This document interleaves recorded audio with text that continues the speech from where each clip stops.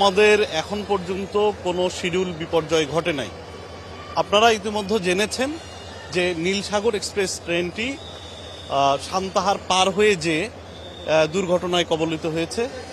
তো আপনাদের অবগতির জন্য জানাচ্ছি যে আমাদের আজকে এর জন্য মিটার গেজের কোনো ট্রেন এফেক্টেড হবে না এবং সারা দিনে একমাত্র পঞ্চগড় এক্সপ্রেস ট্রেনটি ছাড়া আজকে সবগুলো ট্রেনই আমরা সঠিক সময়ে এই ঢাকা স্টেশন থেকে ছাড়তে সক্ষম হব।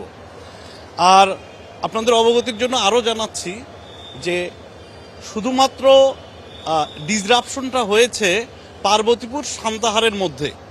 যে ট্রেনগুলো লালমনিরহাটে যাবে এবং রংপুরে যাবে সেগুলোতে কোনো সমস্যা নেই। বন্ধ রুটটা হলো যে সান্তাহার থেকে পার্বতীপুর হয়ে দিনাজপুর চিলাহাটি যে রুটটা, এটা আপাতত বন্ধ আছে। এখন যে চিলাহাটিটা গেল, তাহলে এটা কোন দিক দিয়ে যাবে?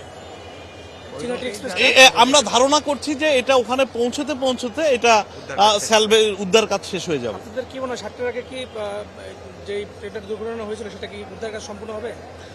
আমরা এই ব্রড গেজে হয়তো যে ট্রেনগুলো আগে গেছে তারা হয়তো সেই ট্রেনগুলো কিছুটা এফেক্টেড হতে পারে, কিন্তু এখন যে ট্রেনগুলো আমরা ছাড়ছি আমরা মনে করতেছি এর মধ্যে উদ্ধার কাজ শেষ হবে। পঞ্চগড় এক্সপ্রেস এটা বললেন যে বিলম্ব হবে, কতক্ষণ বিলম্ব হতে পারে? এটা এখনো ঠিক আমি বলতে পারছি না, তবে ভালোই বিলম্ব হবে। 5 ঘন্টার কম না, 5-6 ঘন্টার কম না। আমরা আরও কিছু সময় পরে আমরা সুনির্দিষ্ট করে জানাতে পারবো এবং আমরা যারা যাত্রী সাধারণ যারা টিকিট কেটেছেন ওনাদেরকে আমরা মেসেজ দিয়ে জানাবো যে কয়টার দিকে পঞ্চগড় ট্রেনটা যাবে। আর আগামীকাল যে ট্রেনগুলো ছাড়বে ঢাকা থেকে এবং যে ট্রেনগুলো এফেক্টেড হবে সেগুলোও আমরা রাত্রের মধ্যেই মেসেজ দিয়ে জানিয়ে দেব যে কোন ট্রেনগুলো কখন কোন ট্রেন ছাড়বে।